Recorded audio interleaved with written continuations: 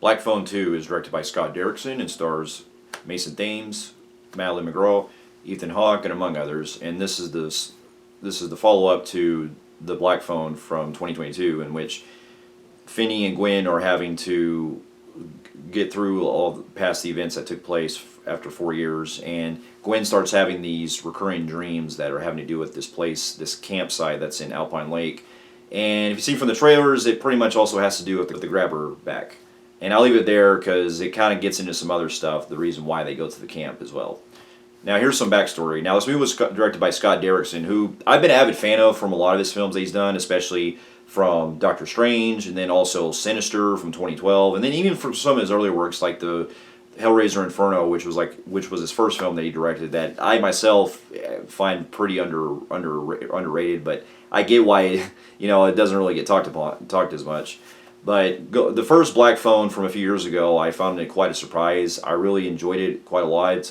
There was some things here and there they kind of probably touched base on with, like showcasing more of what we could have seen with the grabber and stuff, and some other things. But I really thought it was a great, kind of throwback to like 70s horror films and stuff, and that it gives it that very grainy type of look that Derrickson was shooting in certain parts, and just the visual style, and then also Ethan Hawke was just fantastic. And so I didn't really think much about this one going into it because I didn't really think they were going to do a sequel, because if you've seen the first film, it pretty much feels like a self-contained type of movie.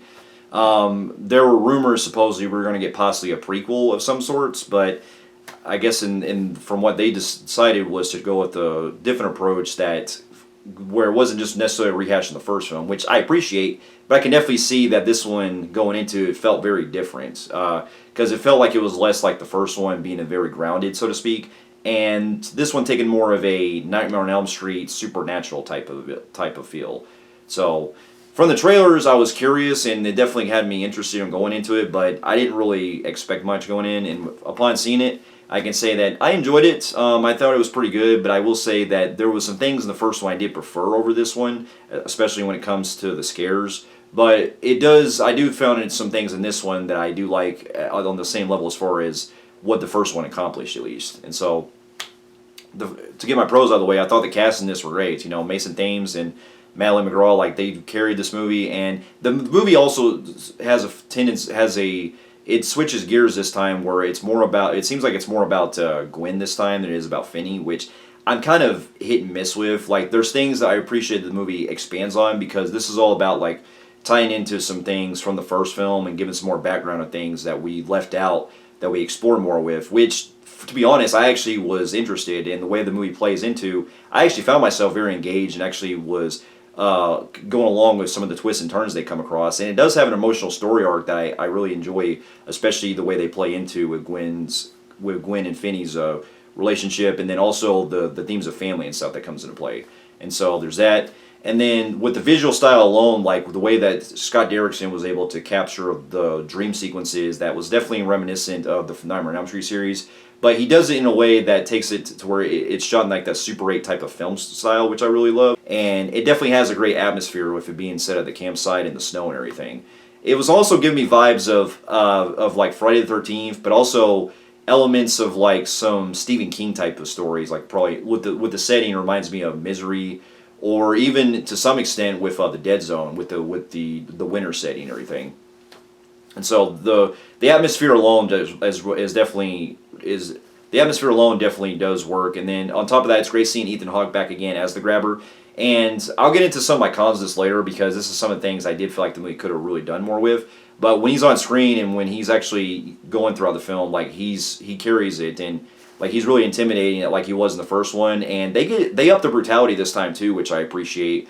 And they get into some really cool stuff that we actually explore more about why the grabber is doing what he's doing and stuff, that I thought was a great reveal. And on top of that, I love the score. It has this very type of lo-fi, almost sort of like a Tangerine Dream type of score to it, especially when you see the dreams that Gwen's having, and you're seeing the things that are setting up of why all these events were happening. And so it was just very moody and very, it got me on the edge. It was very moody, and it was also very emotional too, the way it plays into it.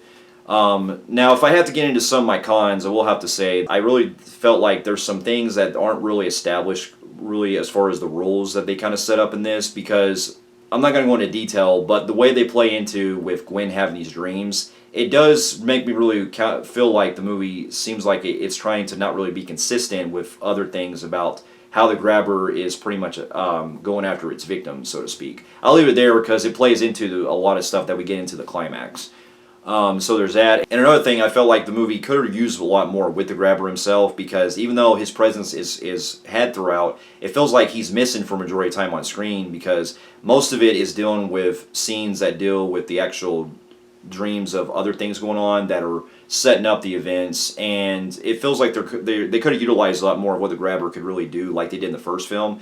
But when he is used on screen, it definitely is great to see Ethan Hawke play this character, and he really nails it like he does. But in the brutality, they do up this time, and on the visual level, they do some really cool stuff with him later on, especially in the climax. But it feels like we could have used a lot more with him. Like this feels like he could have been utilized a lot better. On top of that, it did seem like there was some other instances where they could have spent more time developing more with Finney's PTSD in this, because since the focus is more on Gwen, I'm kind of like, I'm for the idea of them expanding on some stuff with her character, which I like, but it does feel like it takes the focus away of what Finney's trying to really get himself together with, because when him coming off of the events of the first movie, it feels like we could have utilized more scenes that could have fleshed out his character a lot better. You know what I mean? And so, other than that, though, I feel like the movie did also kind of bog itself down with certain exposition scenes that went on a little too longer than normal when they explained certain things. And it really feels like the movie could have used some trimming on parts, because it feels like it was a bit, I don't want to say dragged out, but it went on longer than needed. And so, overall, I did enjoy the film, but I did feel like it was a step down compared to the first movie, at least as far as the scares, because the scares in this, I feel like they're not quite as heavy like they were with the first film, but there are some really good, intenseful scenes, and there's ways that the story does keep it up on that momentum, especially when we feel that an emotional payoff. But I feel like this is kind of given the same film like I had with It Chapter 2, in that the first film was on that more scarier type of level. The second film feels like it is trying to reach that point, but it's going for more of a emotional type of vibe that I feel like it misses some of the flavor. And so overall, I still enjoyed it, and with that, I'm giving it a high compelling grade on the Film Freaks meter. So for those of you who have also seen Black Phone 2 and also the first one, let me know in the comments of what you thought about it, and thank you so much for watching, and I'll see you in my next review. I'll see you later.